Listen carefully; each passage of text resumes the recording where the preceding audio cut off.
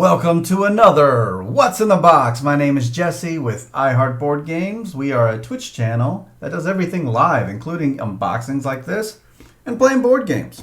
Today we are looking at Reiner Knizia's Dorado, Heroes and Hexes, an expansion. The first expansion, as it says right there, 2 to 4 players, 60 minutes. So, what do you know about Dorado? Well, I can tell you this. It's a deck builder. Where you're trying to get from one point of the map to the other. The map is generated before the game, but it leaves a lot of room for customization. And why are you hearing the plastic right now? Why didn't I cut this part out? Because like I said, we're live all the time. All the time. Go over there. Twitch.tv/heartboardgames. So, that's our box. We are unboxing this. Let's do it. There. So, new paths to Dorado. First off, I gotta say, you're seeing it the first time I am. Look at this wrinkle job here. See that wrinkled paper? Was yours like this? Let me know in the comments below if you happen to get this game. But this, okay. I mean, it's a sheet of paper. I'm surprised this wasn't actually in the book, but there you go. Wrinkled sheet of paper. Got it. Roger.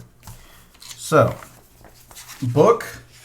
By the way, wait. Okay. It's like, hold up. So we have half of it in German, half of it in US. English. I put US, not English. Not much to read here. I was flipping through a little fast. 2 to 4 experienced expedition leaders, so you have to know how to play the game prior to. Curses, so there are apparently some curses, because who doesn't like curses? Well, there you go. Expansions, I'm always... How do you feel about expansions? Because I'm always middle of the road on expansions. The base game, I could name like on one hand how many games were improved by an expansion. So, I think they were this large before, yeah. So, look at that, different die cuts. So we have this. I'll show you a close-up of that.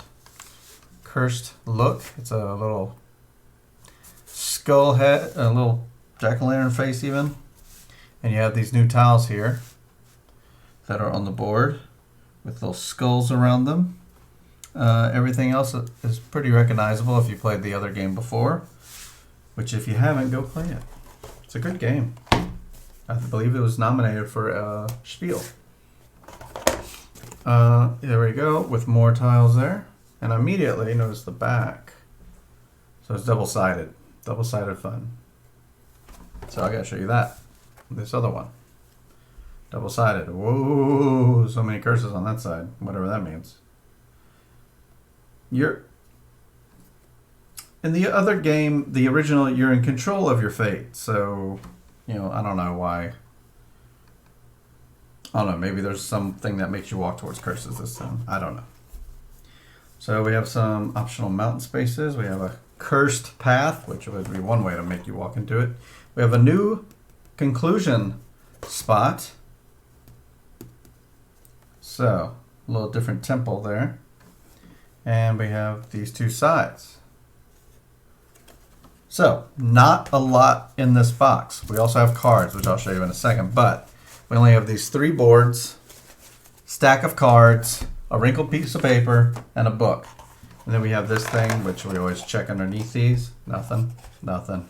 No special cards underneath or something like that. No cursed, hidden curse cards. That would have been cool. I'm going to grab my camera changer because I forgot to bring it near me from the last unboxing I did just a second ago. So we're going to have, what, this? Yes. Since we're looking at cards, we're going to switch cameras there. So what do you think of this game? Some people are lukewarm on it. My wife and I like to play it. It's a great 2-player game. It gets pretty good reception from 2-player groups. So we have a Luna. I don't know what Luna is, but other than some sort of alpaca or llama? What's the difference? You tell me in the comments below. We have Leroy. So they've named the animals in this one, which is nice. We have Polly, kind of a not very special name there. And we have Frank the elephant. Because who doesn't like animals in their game? So first off, we have this word. How do you say it? Well, I guess first off, I gotta say we have the German copies here. Take a look and see. First off, they're all the same on the back here. Oh, okay, they're right next to each other. So forget about that for a second. We have the Cave Explorer. We are an English channel, not like the body of water. Let me see if I can get that a little sharper for you. Sharper? No, that's not sharper. Slightly sharper. Somewhere in between would be actually the prime place to put it, right? Live video, folks. Live video, so you don't miss a beat. Somewhere like right there. I believe that's yeah, there we go. All right, so Cave Explorer. And I'm going to go ahead and put, why not? We have the space. We have the German copy and the English copy, right? Move your piece up to 2 times to an adjacent space, then draw a curse. Oh, okay. That's how they get you. They're going to force you to take those curses. So the Cave Explorer was take a cave token from the supply. I don't even know what those are. Cave token. Cave token. Then we have the Scout. Just water, no desert spots, no payment moves. We have a, guess what that is before I show you the English version?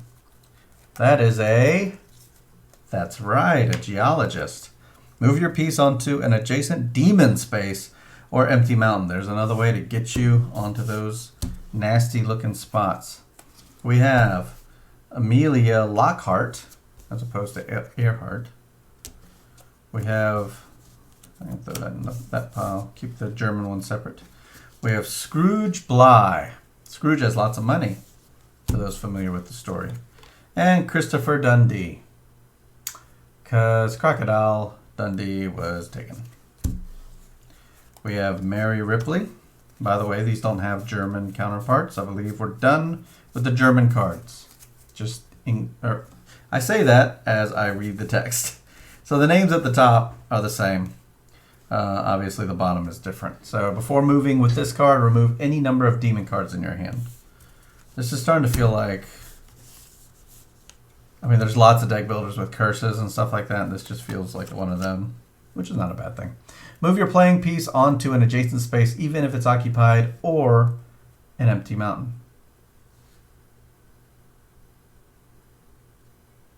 Move. The wording and that's kind of weird.